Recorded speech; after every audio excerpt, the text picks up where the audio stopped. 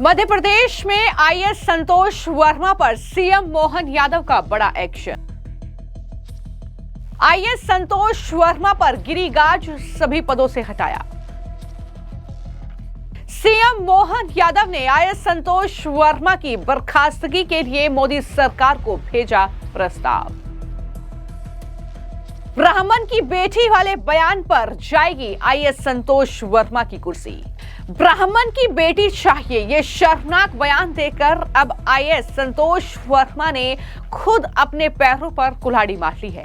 अब मध्य प्रदेश की मोहन यादव सरकार ने आईएएस संतोष वर्मा पर इस केस में बड़ी कार्रवाई की है, या यूं कह सकते हैं कि डबल एक्शन संतोष वर्मा पर लिया गया है। एक तरफ मोहन यादव सरकार ने आईएएस संतोष वर्मा से उनका कामकाज छीन लिया है, यानी उन्हें सभी पदों से हटा दिया गया है, तो दूसरी तरफ सीएम मोहन यादव ने आईएएस संतोष वर्मा को बर्खास्त करने के लिए मोदी सरकार को प्रस्ताव भेज दिया है। यानी उनकी कुर्सी अब कहीं ना कहीं उनसे छिन सकती है, जिस कुर्सी पर आईएएस की वो बैठे हुए हैं। अब एक्शन की तैयारी है, क्योंकि सरकार ने पहले ही संतोष वर्मा को उनके उस विवादित बयान के बाद नोटिस दिया था और चेतावनी एक तरीके से दी गई थी, लेकिन बावजूद इसके वो नहीं सुधरे। हाईकोर्ट के खिलाफ टिप्पणी, चंद्रशेखर आजाद की बातों का समर्थन करना, ये तमाम चीजें हमने देखी और उसके बाद अब ये बड़ी खबर है कि खुद मुख्यमंत्री मोहन यादव ने केंद्र सरकार को ये प्रस्ताव भेज दिया है कि वो आईएएस संतोष वर्मा को उनके पद से बर्खास्त करें। तो ऐसे में अब सवाल यही है कि क्या अब आईएएस की कुर्सी से संतोष वर्मा हाथ धो बैठेंगे? संतोष वर्मा एक आईएएस अधिकारी हैं, उनको बर्खास्त करने की कार्रवाई अब मध्य प्रदेश में शुरू कर दी गई है, क्योंकि ये पाया गया कि उनका प्रमोशन जाली दस्तावेजों के माध्यम से हुआ है और विभागीय जांच में ये निष्कर्ष निकला है कि उनका आचरण सेवा नियमों का उल्लंघन करता है। इसे लेकर उनको जेल भी पहले हो चुकी है। रीवा सांसद समेत कई लोगों ने इसे लेकर शिकायत भी की थी। ये मामला न्यायालय में हालांकि अभी पेंडिंग है। इसी आधार पर केंद्र सरकार को भी उन्हें बर्खास्त करने की सिफारिश मोहन यादव सरकार की तरफ से भेजी जाएगी। साथ ही सरकार की तरफ से जो नोटिस इन्हें भेजा गया था उसके जवाब भी कुछ संतोषजनक नहीं मिला। राज्य सरकार ने इसके खिलाफ चार्जशीट जारी करने का फैसला ले लिया है। यानी बार बार इस मामले को लेकर जब मोहन यादव सरकार के खिलाफ ब्राह्मणों का गुस्सा फूट रहा था, तो ये संतोष वर्मा को नोटिस भेजा गया। उन्हें ये समझाया गया कि आप जो है थोड़ा अपने बयानों पर जो है लगाम लगाइए, लेकिन बावजूद इसके वो लगातार इस तरीके के विवादित बयान दे रहे थे। बता दें कि संतोष वर्मा के बयान के बाद ब्राह्मण समाज में गुस्सा था।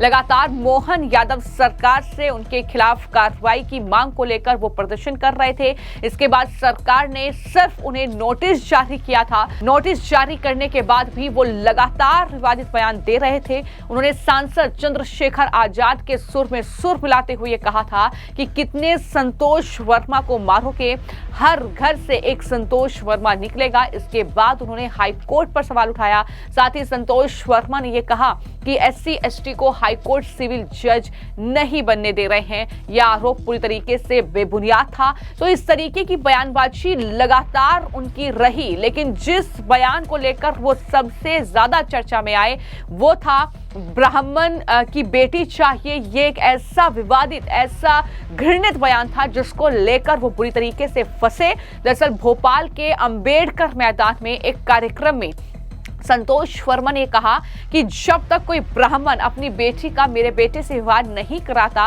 या उससे संबंध नहीं रखता, तब तक आरक्षण जारी रहना चाहिए।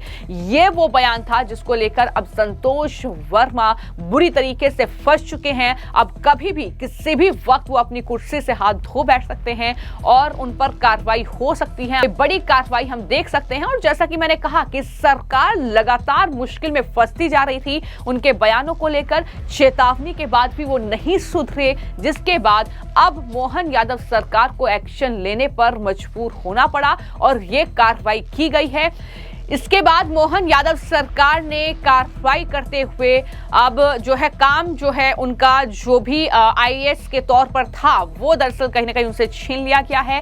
किसान एवं कृषि कल्याण विभाग के उप सचिव के पद से उन्हें हटा दिया गया है। साथ ही सामान्य प्रशासन विभाग में बिना काम के इन्हें अटैच कर दिया गया है। अब सिर्फ कार्यालय जाएंगे लेकिन इनके पास कोई काम नहीं होगा। मैं आपको ये भी जानकारी दे दूं कि जो एक अजाक्स करके संगठन है मध्य प्रदेश में, उसके चीफ भी हैं संतोष वर्मा, और उसको लेकर जो मुकेश मौर्य हैं जो कि अजाक्स ऑर्गेनाइजेशन के प्रेसिडेंट हैं, उन्होंने इस मामले को लेकर बयान दिया है। क्या कहा है सुनिए। अजाक्स के वैधानिक रूप से अध्यक्ष हम ही हैं और श्री संतोष वर्मा जी को अगर कोई अध्यक्ष वो अपने आप को स्वयंभू अध्यक्ष मान के चल रहे हैं या प्रचारित कर रहे हैं या उनके लोग जो प्रचारित कर रहे हैं उनसे पूछा जाए कि आप किस अधिकार से, किस दस्तावेजों के तहत आप अजाक्स के प्रांतीय अध्यक्ष हैं, और हमारे दस्तावेजों को आप परीक्षण कर लें, आपको दूध का दूध पानी का पानी सामने आ जाएगा। और जिन लोगों ने उनको प्रांतीय अध्यक्ष नियुक्त किया है वो अजाक्स से सेवानिवृत्त हो चुके हैं, जो अपनी उनकी जो शासकीय सेवा थी उससे भी सेवानिवृत्त हो चुके हैं, और उन्होंने जो सम्मेलन बुलाया था वो भी अनाधिकृत रूप से उन्होंने बुलाया था और उसमें जो भी निर्णय लिए हैं वो सारे हमारे ने। ये देखो संतोष वर्मा जी के व्यक्तिगत विचार हैं और वो जो भी कर रहे हैं उससे हमारा अजाक्स का कोई लेना देना नहीं है।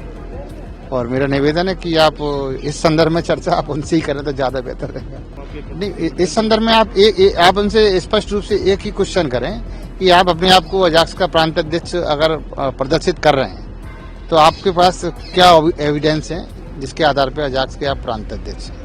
और जिन्होंने आपको बनाया है वो खुद सेवानिवृत्त हो चुके हैं और अजाक्स का 65 लाख रुपए के आसपास उन्होंने होल्ड अकाउंट से पैसा निकाल लिया है और पैसा वापस खाते में ना जमा करना पड़े। अजाक्स का जो हमारा मुख्य कार्यालय है भोपाल में उस पर अपना आधिपत्य जमाए रखने के लिए ये सारा प्रोपोगंडा रचा जा रहा है और अजाक्स की पूरे समूचे मध्य प्रदेश ही नहीं देश में छवि धूमिल करने का काम किया जा रहा है। इसकी हम घोर निंदा करते हैं। देखिए, हम अजाक्स का जब से नेतृत्व करते आए हैं सामाजिक सद्भावना, सामाजिक समरसता और भाईचारे को हमेशा महत्व दिया है। बहन बेटियां किसी भी समाज की हों, हमारे लिए हमेशा से वो पूजनीय रही हैं और हमेशा पूजनीय रहेंगी। तो संतोष वर्मा, जैसा कि मैंने कहा कि एक भारतीय प्रशासनिक सेवा यानी आईएएस अधिकारी हैं जो मध्य प्रदेश कैडर से जुड़े हुए हैं। वो अनुसूचित जाति जनजाति अधिकारी एवं कर्मचारी संघ यानी अजाक्स के प्रदेश अध्यक्ष के रूप में भी एक्टिव हैं। लेकिन जब उनके इस बयान को लेकर विवाद हुआ था तो उस वक्त संतोष वर्मा ने क्या सफाई दी थी, क्या कहा था, वो भी सुनिए। देखिए, मेरा कोई उद्देश्य सियासी बवाल मचाने का नहीं था।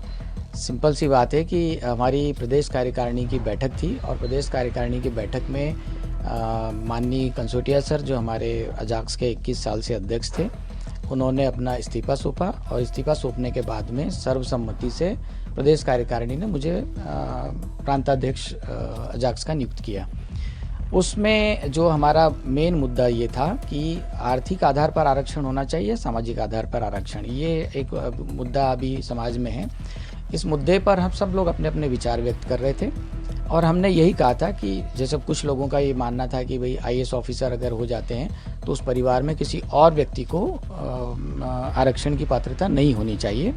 उस पर विचार व्यक्त करते हुए हमने कहा था कि यदि मान लो मेरा बेटा, चूँकि मैं आईएएस ऑफिसर हूँ और मेरा बेटे के साथ में मतलब अगर मैं आर्थिक रूप से संपन्न हो गया हूँ और सामाजिक पिछड़ापन मेरा अगर दूर हो गया है तो इस नाते कायदे से देखा जाए तो हमारे समाज के साथ में, हमारे समुदाय के साथ में, हमारे बेटे बेटियों के साथ में रोटी बेटी का व्यवहार होना चाहिए। केवल इस बात को में से एक लाइन हटा करके और लोगों ने उसको प्रचारित किया। उनके बारे में हमारी पूरी जानकारी मिल चुकी है और हम अभी अजाक्स के माध्यम से वो सारी बातें मीडिया के सामने भी रख देंगे।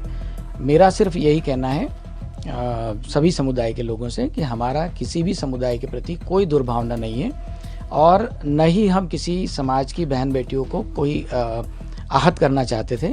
उसके बावजूद भी यदि मीडिया के माध्यम से या समाचार पत्रों के माध्यम से लोगों के मन में जो भी बात फैलाई गई है और उससे अगर उनको कोई ठेस पहुंची हो तो उसके लिए मैं तहे दिल से खेद व्यक्त करता हूँ। आप बता रहे हैं कि दूसरे